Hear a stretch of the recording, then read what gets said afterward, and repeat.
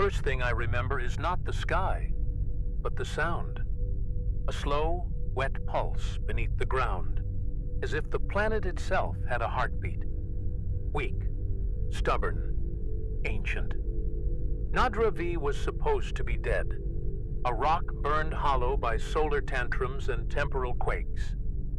But something about the terrain felt watched. We came here for artifacts, for whispers of the extinct, for things we could name and categorize and forget. What we found was a tomb wrapped in feathers of stone, a crypt sealed by intention, not erosion. And in the center of that tomb, buried beneath layers of fossilized warning, was the thing we weren't meant to touch, a vessel the color of old blood and bone marrow, pulsing faintly, breathing in intervals too slow for machines to detect. I shouldn't have touched it. I know that now. But when you're alone, under 3 kilometers of collapsed history, and something ancient calls your name, you listen. At first, it was subtle, a voice not quite my own, curled in the folds between thoughts, commenting not with words, but with feelings, regret, like a stain you can't scrub out of memory, and something else, deeper, heavier, guilt, dense as gravity. When I blacked out, I fell face first into that weight. They say I was only gone a few minutes. They say my vitals never dropped. But I know I wasn't breathing. I remember the silence. Not just around me, inside. Like someone had turned off the engine of my soul. Then, slowly, like oil creeping through the cracks of rusted machinery, the voices came. 2 of them. One calm, almost mournful. A whisper that lingered like the smell of old rain. The other, sharp, violent, made of shattered commands and static screams. They argued inside me, like bitter ghosts in a shared coffin. Neither knew what I was. Neither liked what I might become. Later, I learned their names, or rather, their designations. Elish, the priest. Morn, the butcher. They didn't call themselves that, of course. But names have always been for the living. And these things inside me, they were not entirely alive. More like memories pretending to be men. More like fractures of something that once was whole, now splintered across time and flesh. I was never meant to be the third. The cycle had always demanded one body at a time. One life, one end, one rebirth. Clean, linear. But something failed. Somewhere, the cycle cracked. And now, 3 of us walk, speak. Remember, we are Calavéon, not as one, but as dissonance. And I am the echo that shouldn't exist. They are growing louder, and I am starting to forget which voice is mine. I tried silence at first. Isolation. No reports, no transmissions. Just the sound of dust moving across my visor as I sat by the artifact's resting place. Now cracked open like a rib cage. The others thought it was grief. They assumed I'd found something traumatic. In a way, they were right, but it wasn't what I saw. It was what I had become. I could feel it shifting behind my ribs, coiling along my spine. Not a parasite, not exactly. More like a second presence folded into mine, like 2 shadows stitched together by history. Every thought had weight. Every memory had teeth. The first dreams came soft, like background noise behind my breathing. Oceans I'd never swum. Suns I'd never seen. Pain I couldn't place. And tenderness that didn't belong to me. I wept in sleep for children I'd never held, screamed names that had no weight in this life. Elish would speak in fragments, liturgies from a ruined temple, soaked in reverence and decay. Morn didn't speak. He demanded. His voice bled through my teeth during arguments, sudden and sharp, punching holes in the air around me. I once crushed a datapad without noticing, hand locked in a reflex, not my own. Rage, older than any map. I thought I could control it, contain them. But the body is not neutral ground. It betrays us in ways language cannot measure. My skin began rejecting implants. The nanofibers refused to bond, my cells responding as if I were contaminated. I ran scans in secret. My genome wasn't mutating. It was being reformatted, subtly rewritten to a blueprint that didn't belong to Earth. Even the shape of my hands changed. A finger slightly longer, tendons pulling with unfamiliar rhythms. I started writing glyphs in sleep, spirals with no center, always reaching inward. The artifact hadn't infected me. It had activated something already waiting. That's when the cultists found me. They didn't call themselves that. They wore the quiet assurance of scholars and the rotten confidence of fanatics. But I saw it in their eyes. Recognition. They called me a division, a living break, a triune of return. They said I was prophesied, but I could see it in their hunger. They didn't understand what I was. They wanted me to be something holy, something that could give meaning to their crumbling faith. But I could feel it. Alicia's pity, Morn's fury, my own confusion, braiding into something unstable. I am not a prophet. I am not a bridge. I am what happens when a cycle forgets how to end. The first time I lost time, I was halfway through a report to command. Mid-sentence, mid-breath. Then, silence. 4 hours gone. The console still warm. A glass of water half empty beside me.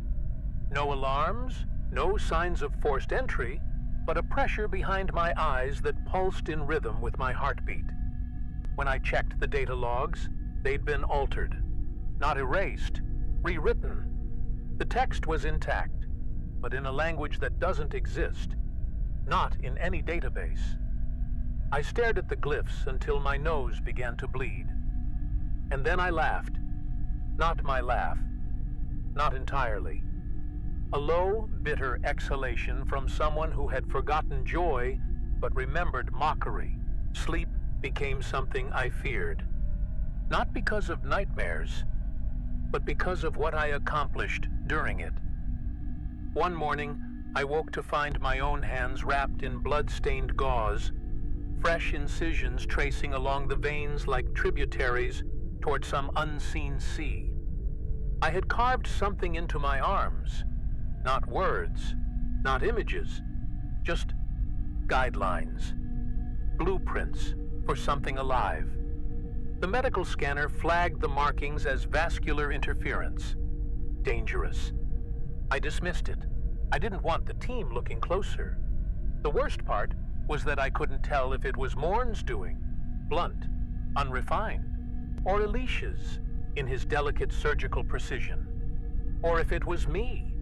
Just me, desperate to make something make sense. They began to speak to each other, not through me, within me, as if I were a cathedral, and they were rival ghosts etched into the stained glass. Their voices no longer waited for sleep. They argued over choices I hadn't made yet. Morn demanded violence. Kill the weak, burn the weak, purge the cycle. Elish responded with grief, masked as serenity. Let the line end with us. Let this wound close, finally. And me? I stood between them like a child watching his parents fight over custody. I wasn't a vessel anymore. I was a battleground, and I was starting to choose sides, without meaning to. Worse, I wasn't the only one.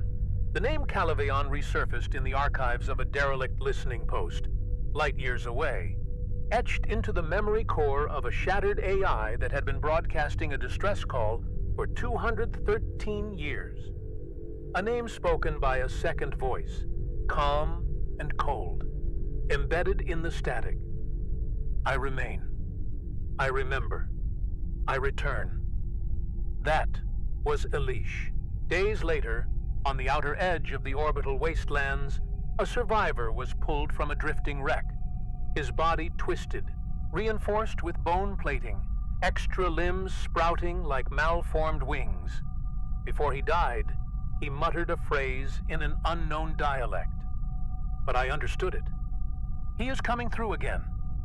That was Morn. Somehow, the other two were alive. No, more than alive. Active. Separate. We were three now. 3 bodies. 3 minds. 1 memory. Shared, but misaligned, and I could feel the pull. A directionless yearning, magnetic and intimate, like gravity with intent. We were being drawn together, not by accident, but by design. And every day that passed, I felt the line between us thin, stretch, strain, not just mentally. My bones ached in places no human anatomy book accounted for.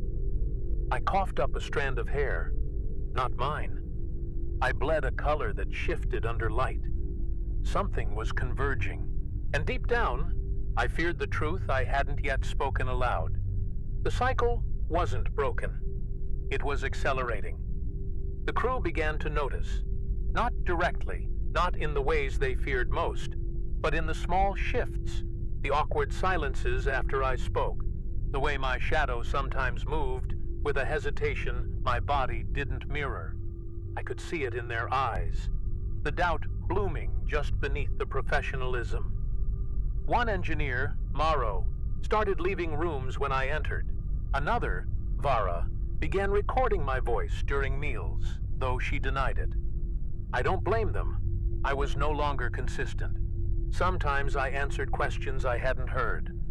Other times, I forgot who I was speaking to, mid-sentence, mid-thought, like waking up in someone else's breath. There were moments when I felt serene, dangerously so. A calm not earned, not natural, but imposed, as if someone had laid warm hands over my mind and pressed. That was Elish. He'd lull me into stillness, speak of endings as blessings, of quiet as a sacred architecture. He showed me temples buried beneath oceans of glass, worshippers with no mouths, praying through vibration. I felt peace in those dreams. I hated him for it, because I knew it wasn't mine. It was his, forced through my flesh like a borrowed prayer stitched into unwilling skin. Peace that numbs is still a weapon, just quieter. Morn was less subtle. When he surfaced, it was violence in the bones, a readiness, a twitch behind the eyes, as if every object in the room was a potential weapon. He flooded me with memories that weren't mine, breaking necks, melting armor with bare hands, laughter echoing over fields of rupture and steam. And yet, beneath that brutality, something stranger pulsed. Shame, not regret, not remorse, but a bone-deep revulsion at his own necessity. He killed not out of joy, but because he believed survival was permission. He whispered, "We only live by destroying the ones too weak to carry us." I started to believe him. I began tracking sleep cycles, blood chemistry, irregular pulses in my neural maps. The data was conclusive, but unpublishable. The regions of my brain tied to identity, self-awareness, empathy, memory, were activating in conflicting patterns. My body wasn't hosting 2 foreign minds. It was competing with itself. 3 dominant consciousness maps, layered, interwoven, cannibalizing each other's presence. And still, somehow, I remained coherent, functional. The division wasn't killing me, yet. But something deeper than survival stirred beneath the calculations. A possibility none of us dared name aloud. If we all meet, if we all return, what are we trying to become? I thought the voices were symptoms, hallucinations, psychogenic bleed from exposure to something alien. But I was wrong. They weren't echoes of something that had happened.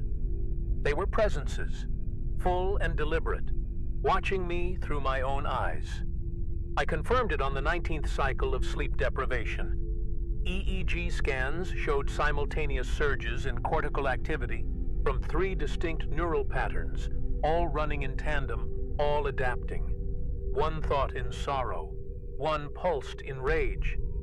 The third, me, tried to translate. I wasn't carrying them. I was part of a system, a relay, a mechanism of inheritance. The data broke me, not suddenly, but in the slow way rot finds wood. There was a record buried deep in the encrypted ruins of Nadra-V, a bioscript etched in carbon-laced resin beneath the stone tomb. It wasn't a language. It was a command structure, recursive and modular, designed to bind memory to flesh. I read it, or rather, I felt it.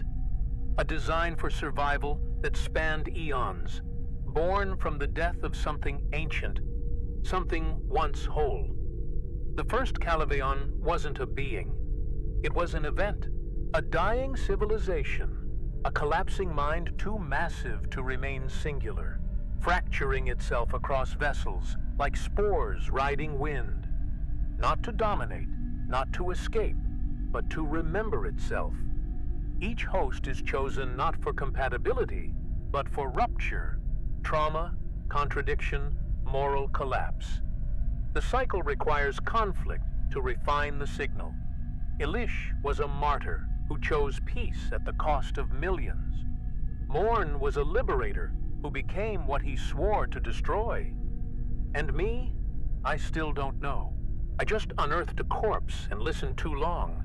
But I'm in the cycle now, not passively, not by chance. The system pulled me in, because something in me broke right. And now we're all awake, simultaneously, for the first time. That's the true rupture. The cycle was never meant to overlap. That's why they're angry. That's why they're afraid. It's Elish who explains it in a dream that feels like drowning. We were not meant to meet. Our convergence unbalances the process. If we fuse now, we calcify. He shows me versions of myself, one weeping in a white robe, another screaming behind iron. I ask him what we become if the cycle completes incorrectly. His answer is not a word, it's a sound, weeping static, a kind of noise that erases memory. When we unify too soon, he says, we don't become a god, we become a ruin that thinks. Morn laughs at this. He wants the fusion. He believes pain refines us, that agony will burn away all the contradictions and forge clarity. Let it collapse, he whispers through my teeth. Let us bleed into shape. I can feel them pulling at me, not physically, psychically. Morn demands direction. Elish offers sanctuary. I feel like a torn page being fought over by authors with different endings in mind. But worst of all, I understand them. Both. I agree with both. I see the worth in peace, and I ache for the purity of annihilation. And beneath that war, in the silence where neither voice dares speak, a deeper truth grows. This was never about survival. It was about decision. The cycle is a test, not of who we were, but of what we choose when we remember everything we've done. And I'm remembering too much. There is no clean threshold between self and other. Not anymore. I woke 3 days ago with an eye I don't remember growing, not where one should be, but near the base of my spine, nestled in tissue that twitches when I lie. It doesn't see light. It sees truth. I know this because when I tried to deny what I'd done, it blinked. Once. Hard. My jaw aches at odd intervals now. as if waiting to bite something unthinkable. My blood has become inconsistent. Samples pulled within hours of each other show variance in viscosity, cellular age, even chemical memory. One vial registered as human. Another triggered security protocols for bioweapon contamination. The system doesn't know what I am anymore, and neither do I. I am disassembling, but deliberately, as if some deeper architecture is unfolding. Thoughts no longer follow linear patterns. I experience moments out of order. I remember things I haven't done yet, like standing on a ruined citadel, watching two versions of myself scream at one another while a third walks away. I taste emotions. I dream in smells. I lost sensation in my left hand, only to find it scribbling when I wasn't looking. Charts, equations, diagrams of something circular, something folding inward like a star collapsing. Elish calls this the blossoming. Morn calls it arming. I call it what it is, the edge of the end. I caught my reflection yesterday, and it didn't follow. For several seconds, it remained still, not mocking, not sinister, just studying me. Its expression was neutral, exhausted, but then it tilted its head and moved its lips. I couldn't hear the words, but I felt them in my molars. "You are not the container," it said. "You are the rehearsal." And for the first time, I understood what Calavéon was trying to do. It wasn't preservation, it was refinement, a moral forge, each iteration a test of contradiction. The goal was not unity, it was something better than self, something crueler, something necessary, and yet the convergence approaches. I can feel Morn drawing closer, physically now. His signal pinged a deep orbit structure near the old defense ring. He's near. Elish, too. His thoughts have become louder, closer, tinged with sorrow and finality. They are coming. We are being called to a point, not by instinct, not by desire, but by design. This is the rupture event, the forced intersection of incompatible lives. And whatever survives that collision will not be human, will not be alien, will not be either. I do not want to be present for it, but I know I will be. I vomited last night, not food, memory, thick ropes of sensory data, faces I've never seen, languages I don't speak, the sound of sunlight filtered through oceans of methane. I tasted betrayal like spoiled fruit. I saw a child's final breath escape through broken teeth. I screamed my own name, and someone else bled. The cycle is breaking not because it failed, but because I am an anomaly, a mistake that understands. I am the moment the weapon realizes it is a mirror. And mirrors, when held too long, begin to show things that were never there. The station no longer recognizes me. Its biometric systems hesitate when I approach, flickering between access granted and silent alarm. Doors open slower. Lights dim just a little too long when I enter a room. It's not fear. Machines don't fear. It's confusion. My DNA is shifting in ways that don't follow mutation, but correction, as if something deeper than genetics is restoring a prior version of me that never existed. I walked past a mirror display wall and my reflection split. 3 silhouettes, layered by frame delay, each looking somewhere else. One smiled. One wept. The third had no mouth. I didn't stop walking. I didn't dare.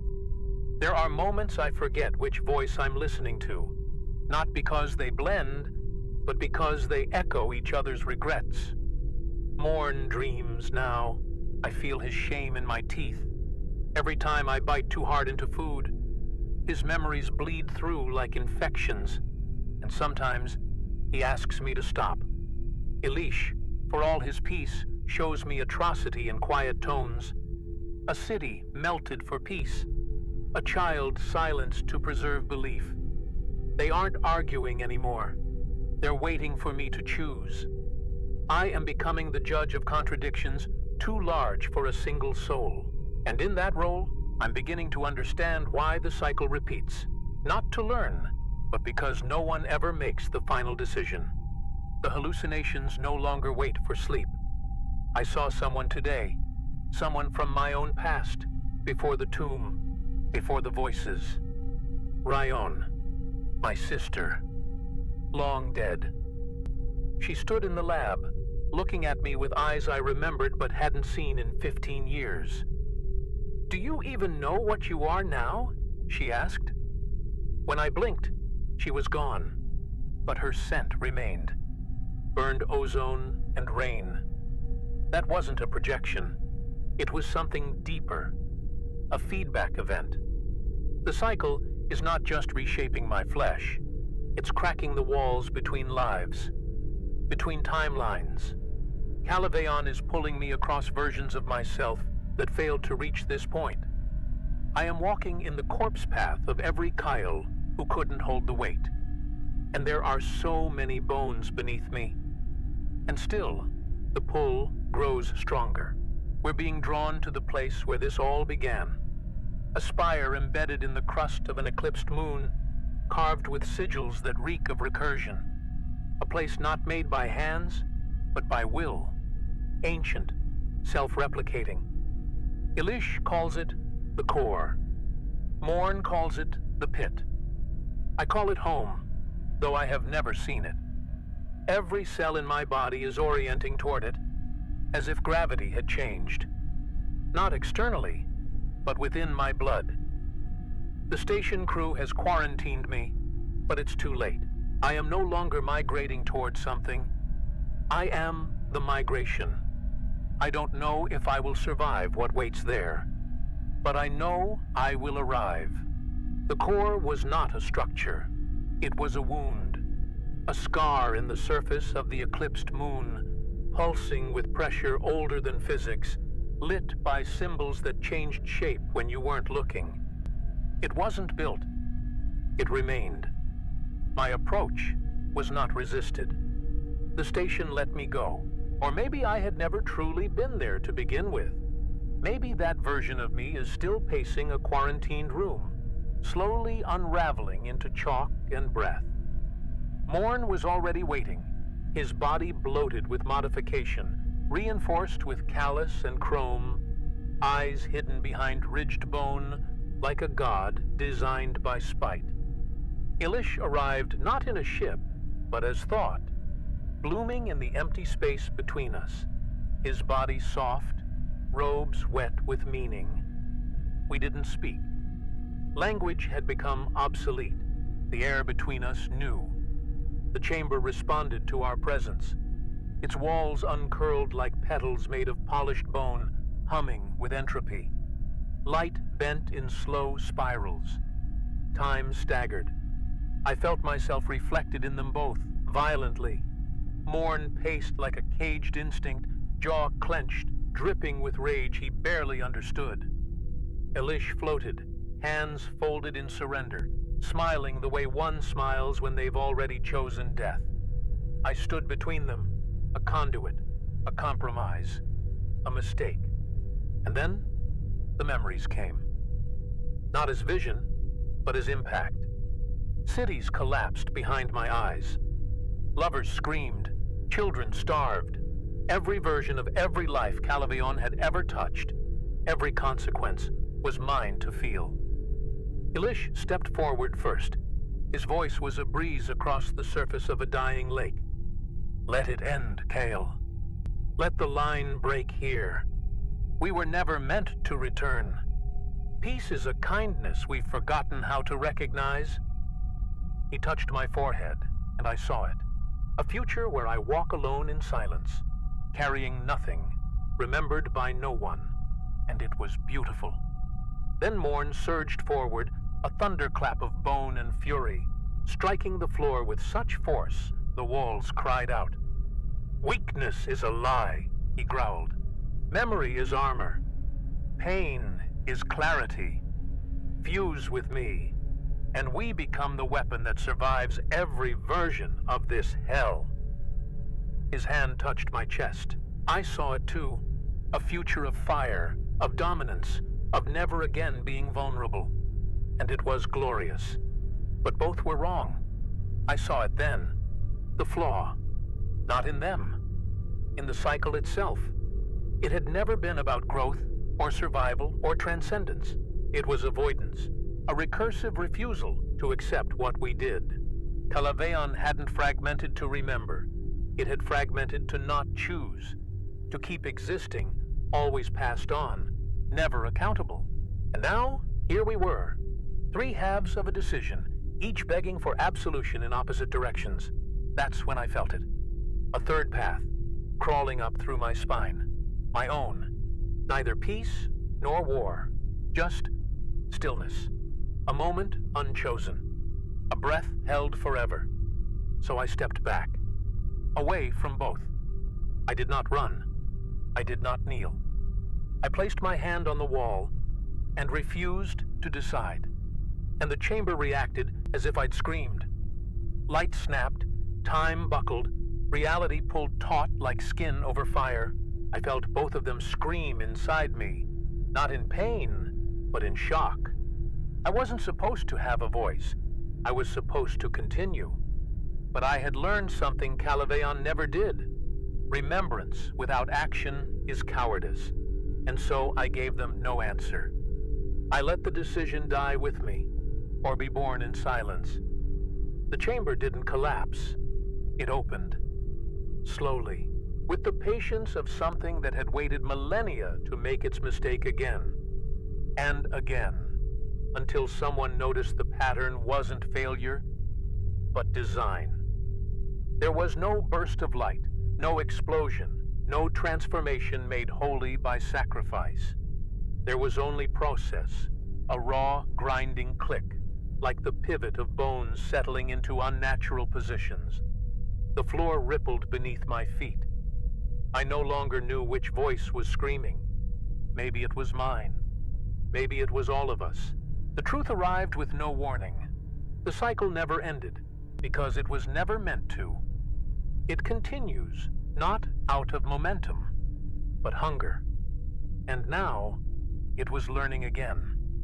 I tried to run, not with my legs. Those were gone by then, folded into meat glass filaments that pulsed around the chamber's perimeter. I tried to escape mentally, emotionally, spiritually. I tried to deny, but the chamber absorbs denial, converts it into architecture. Every time I told myself, I am not Calavéon, another pillar rose from the floor, carved in skin-thin metal and striated tendon. The more I resisted, the more real it became. I realized then, the cycle only needs one thing to persist. Someone unwilling to bear the full weight of what they remember. That's the price. That's the fuel. Elish vanished first. Not violently, not painfully, but like an idea gently withdrawn from a sentence. I watched his robes fall to the floor, still warm, the scent of wet stone lingering. Morn didn't resist.